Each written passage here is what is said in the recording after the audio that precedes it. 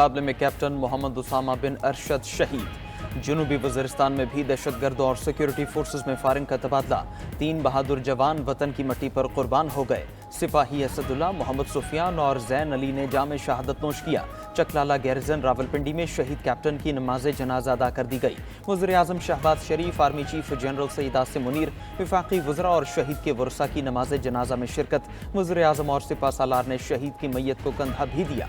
वज़ीर आज़म ने कहा, ये कुर्बानियाँ पुरअमन और खुशहाल पाकिस्तान के लिए हर किस्म की दहशतगर्दी को शिकस्त देने के हमारे अज़्म की तस्दीक करती हैं। कौम इन गैर मुल्की दहशतगर्दों और उनके सहूलतकारों के खिलाफ पुरअज़्म है। पाकिस्तान के दुश्मनों को मल्टी डोमेन हिकमत अमली के जरिए मुकम्मल शिकस्त दी जाएगी। घरेलू सार्फिन जो हैं वो 94% इससे फैज़याब होंगे। 200 यूनिट तक हम इनको राहत दे रहे हैं 3 महीने के लिए, जुलाई, अगस्त, सितंबर। और इस 3 महीने की जो हम अपने आम शहरी, आम सारिफ जो है, इसके ऊपर 50 अरब रुपए की रकम खर्च होगी। 200 यूनिट तक बिजली की कीमतों में इजाफा वापस। वज़ीर आज़म शहबाज शरीफ का 200 यूनिट बिजली इस्तेमाल करने वालों को 3 माह की रियायत देने का ऐलान। इस्लामाबाद में तवानाई से मुतल्लिक तकरीब से खिताब में कहा, हुकूमती रिलीफ से 2 करोड़ 60 लाख सारफीन को फ़ायदा होगा। 200 यूनिट्स वालों को 3 माह जुलाई, अगस्त और सितंबर तक रियायत दे रहे हैं। अक्टूबर में मौसम बेहतर हो जाता है। 3 माह रिलीफ देने से 50 अरब रुपए की रकम खर्च होगी। मजीद कहा, हम पर तनकीद की गई, IMF के साथ मिलकर बजट बना रहे हैं। इसमें राज की क्या बात है? 90 दिन में करप्शन खत्म करने का दावा करने वालों ने अपनी जेबें भरी। कहा गया लूटी हुई दौलत वापस लाएंगे, लेकिन 190 मिलियन पाउंड पर हाथ साफ किए गए।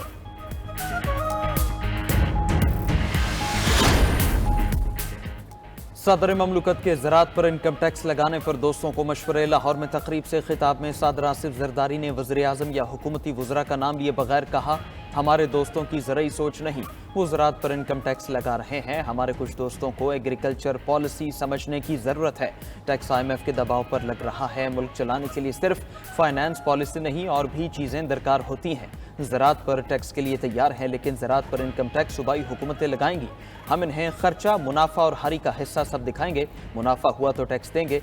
सदर ममलुकत ने चौधरी शुजात हुसैन से उनकी रिहाइशगाह पर मुलाकात भी की। वज़ीर दाखिला मोहसिन नकवी भी इस मौके पर मौजूद थे।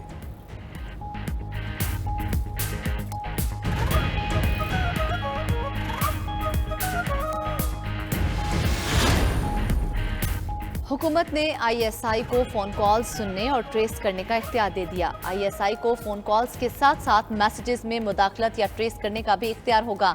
वफाकी काबीना ने मंजूरी सर्कुलेशन समरी के जरिए दी। समरी के मुताबिक फैसला कौमी सलामती के मुफाद में किसी जुर्म के खदशे के पेश नज़र किया गया है। एजेंसी इस काम के लिए ग्रेड 18 से कम के अफसर को तैनात नहीं कर सकेगी। काबीना ने नामजदगी का इख्तियार पाकिस्तान टेली कम्युनिकेशन एक्ट 1996 के सेक्शन 54 के तहत दिया। नोटिफिकेशन जारी होने के बाद PTA ने हुक्मनामे पर अमल दरामद शुरू कर दिया।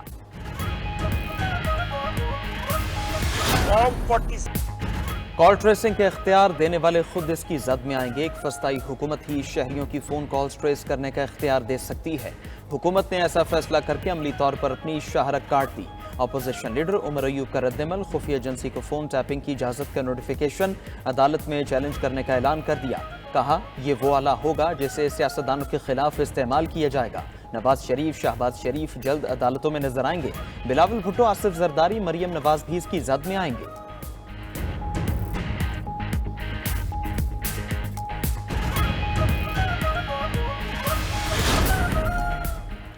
वज़ीर दिफा का फ़ोन टैपिंग की इजाज़त के हुकूमती फैसले का दिफा। ख्वाजा आसिफ का कहना है, उमर अयूब फ़ोन टैपिंग पर बानी PTI के फरमुदात भी सुन लें।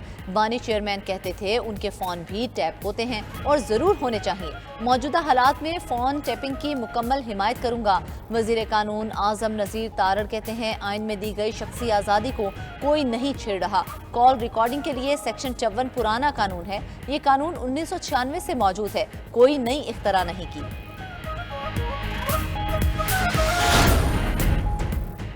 जमात इस्लामी ने फ़ोन टैपिंग की इजाज़त की मुखालफत कर दी। अमीर जमात इस्लामी हाफिज नईमुर रहमान का कहना है, फ़ोन टैप करना पाकिस्तानियों के बुनियादी हुकूक में मुदाखलत है। कैसा निज़ाम है, जमहूरियत के चैंपियन फ़ोन टैप करने की इजाज़त दे रहे हैं। इंसान की प्राइवेसी में इदारों की मुदाखलत की इजाज़त कहाँ का इंसाफ है। जाली जमहूरियत के दावेदारों से मुल्क को आज़ाद कराएंगे। 12 जुलाई को इस्लामाबाद धरना अवाम के हुकूक के लिए है।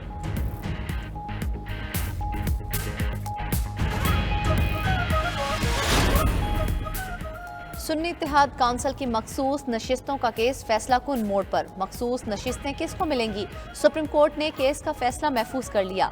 दौरान समाअत सलमान अकरम राजा ने दलाइल देते हुए कहा, पीटीआई टिकट इलेक्शन कमीशन ने कबूल नहीं किए। पीटीआई नजरियाती के टिकट मुश्तरका इंतखाबी निशान के लिए जमा कराए। इलेक्शन कमीशन ने नजरियाती के टिकट भी कबूल नहीं किए। चीफ जस्टिस पाकिस्तान काजी फायज ईसा ने रिमार्क्स दिए, क्या सुप्रीम कोर्ट इलेक्शन कमीशन की तशरीह की पाबंद है? जस्टिस अतहर मिनल्ला ने कहा, सलमान अकरम राजा पूरा सच नहीं बता रहे। जो 2018 में नून लीग के साथ हुआ वो आज पीटीआई के साथ हो रहा है। जस्टिस जमाल मंदोखेल ने सवाल पूछा, क्या पीटीआई के होते हुए सुन्नी इत्तेहाद काउंसिल में जाना दुरुस्त था? सलमान अकरम राजा ने जवाब दिया, जब इलेक्शन कमीशन ने हमें आजाद डिक्लेयर कर दिया तो सुन्नी इत्तेहाद काउंसिल में जाना दुरुस्त था।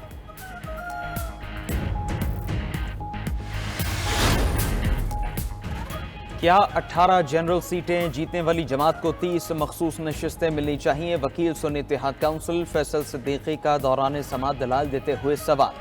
चीफ जस्टिस पाकिस्तान काजी फायज ईसा ने जवाब दिया, आपके लॉजिक के मुताबिक आपको तो फिर 0 सीट मिलनी चाहिए क्योंकि आपको तो कोई सीट नहीं जीते।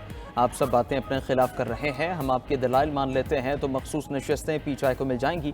जस्टिस अतहर मिनल्ला ने कहा, सूरत हाल ये है, एक बड़ी सियासी जमात को वोट मिला जिसे इंतखाबी अमल से निकाल दिया गया। बात सियासी जमात की नहीं बल्कि अवाम के वोट के हक की है। चीफ जस्टिस पाकिस्तान ने रिमार्क्स दिए, फैसला सुनाने से मुतालिक आपस में मुशावरत करेंगे। केस का फैसला कब सुनाया जाएगा अभी कुछ नहीं कह सकते।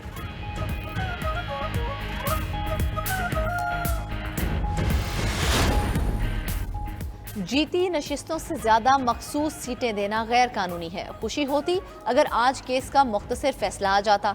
चेयरमैन पीटीआई बैरिस्टर गौहर की अदालत के बाहर मीडिया से गुफ्तगू।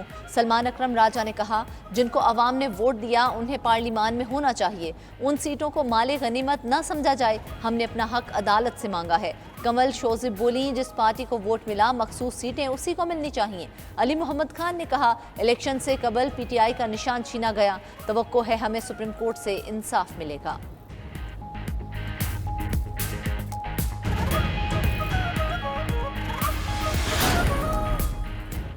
मखसूस नशिस्तें उसी पार्टी को मिलती हैं जिसने इलेक्शन लड़ा हो। सुन्नी इत्तेहाद काउंसिल को सीटें क्यों दी जाएं? उनके सरबराह ने खुद पार्टी से इलेक्शन नहीं लड़ा। मुशीर कानून व इंसाफ बैरिस्टर अकील मलिक की इस्लामाबाद में न्यूज़ कॉन्फ्रेंस। कहा, सुन्नी इत्तेहाद काउंसिल ने इंतखाबात में एक भी उम्मीदवार मैदान में नहीं उतारा। इनका अपना आइन पाकिस्तान के साथ मुतसादिम है। जब पीटीआई बतौर सियासी जमात मौजूद थी तो सुन्नी इत्तेहाद काउंसिल में क्यों शामिल हुए?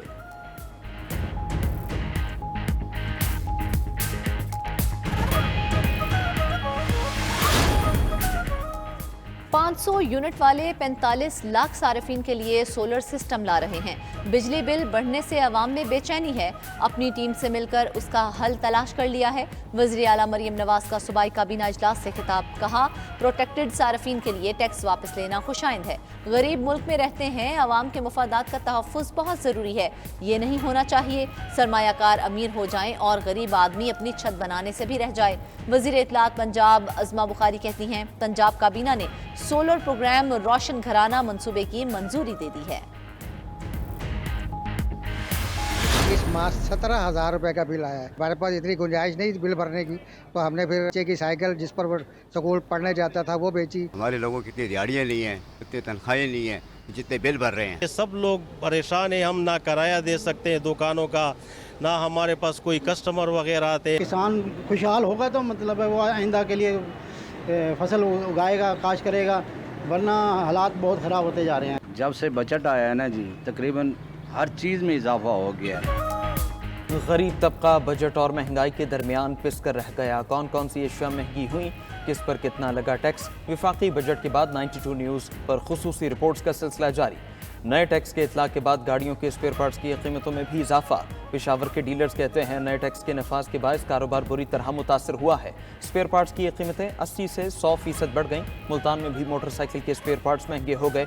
चेन गरारी 100, व्हील गरारी 70, ब्रेक शू 60 रुपए तक महंगे, साइड इशारा 20 रुपए, शॉक्स के निर्ख 800 रुपए तक बढ़ा दिए गए।